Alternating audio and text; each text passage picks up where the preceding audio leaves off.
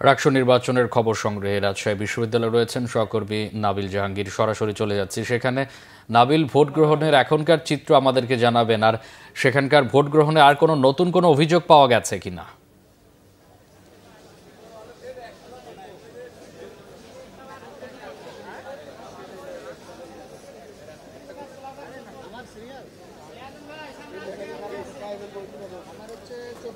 নাবিল, শুনতে পাচ্ছেন নিশ্চয়ই?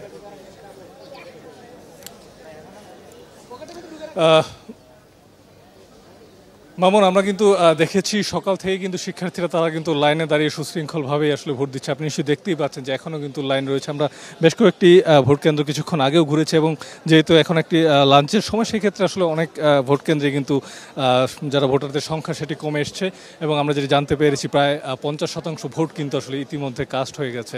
সব মিলিয়ে এখন পর্যন্ত যে নির্বাচনের যে পরিবেশ, সেটি কিন্তু বলা যায় যে আসলে শান্তিপূর্ণভাবেই ভোট গ্রহণ চলছে, এবং বড় ধরনের কোনো অনিয়মের অভিযোগ কিন্তু আমরা এখন পর্যন্ত আসলে পাইনি।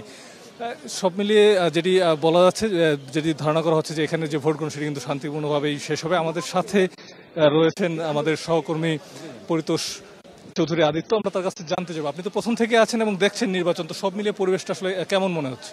সকাল 9টায় আপনি জানেন যে সকাল 9টায় ভোট গ্রহণ শুরু হয়েছে, এখন দুপুর 2টা বাজতে চলেছে।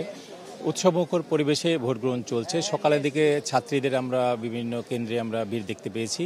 ঠিক দুপুরের পর থেকে ছাত্রদের যে ভোট কেন্দ্রগুলো আছে সেখানে ভিড় দেখা গেছে। তবে যেসব কেন্দ্রে ভোটার সংখ্যা কম, সেগুলোতে আমরা খুব একটা ভিড় দেখতে পাইনি। আর আমরা প্রার্থীদের সাথে কথা বলেছি, ছাত্রদল, ছাত্র শিবিরের যারা ভিপি এবং জিএস ক্যান্ডিডেট আছে তাদের সাথে কথা বলেছি। তারা ছোটোখাটো কিছু আপনার অভিযোগ করেছে, যেমন অমোচনীয় কালির বিষয়টি উঠে এসেছে, যে কালি থাকছে না, তুলে ফেলছে। সেক্ষেত্রে জাল ভোট দেওয়ার একটা সম্ভাবনা, উভয় পক্ষেই কিন্তু এটা অভিযোগ করেছে। এ বিষয় নিয়ে আমরা উপাচার্যের সাথে কথা বলেছি। তিনি যেটি বলছেন যে তিনি স্বীকার করেছেন যে অমোচনীয় কালির বিষয়টি নিয়ে।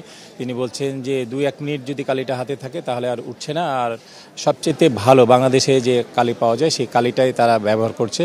আর আইন শৃঙ্খলার যদি আমরা একটু কথা বলতে চাই, যে সকাল থেকেই কিন্তু একদম নিরাপত্তার বেষ্টনীতে ঢাকা আছে রাজশাহী বিশ্ববিদ্যালয়। গেটের থেকে কিন্তু যারা বহিরাগত বা যারা অছাত্র তাদেরকে ঢুকতে দেওয়া হচ্ছে না, ছাত্ররাই প্রবেশ করছে, এবং এখন পর্যন্ত শান্তি শৃঙ্খলাভাবে ভোট গ্রহণ চলছে। আরেকটা বিষয় জানিয়ে রাখি, দুপুর 2টার দিকে ছাত্র শিবির কেন্দ্রীয় গ্রন্থাগারের সামনে সাংবাদিক সম্মেলন করেছে। হয়তো তারা সেখান থেকে কোনো আপডেট কিছু আমাদেরকে তথ্য জানাবে। ধন্যবাদ আপনাকে মামুন। যেমনটা শুনছিলেন, সব মিলিয়ে কিন্তু শান্তিপূর্ণভাবেই আসলে ভোট গ্রহণ চলছে, এবং বেশ কিছু ছোট ছোট কিছু অভিযোগ রয়েছে। তাছাড়া কিন্তু সব মিলিয়ে এখন পর্যন্ত আমরা একটি শান্তিপূর্ণ ভোট গ্রহণ দেখতে পাচ্ছি। মামুন। নাবিল, আপনাকে অসংখ্য ধন্যবাদ।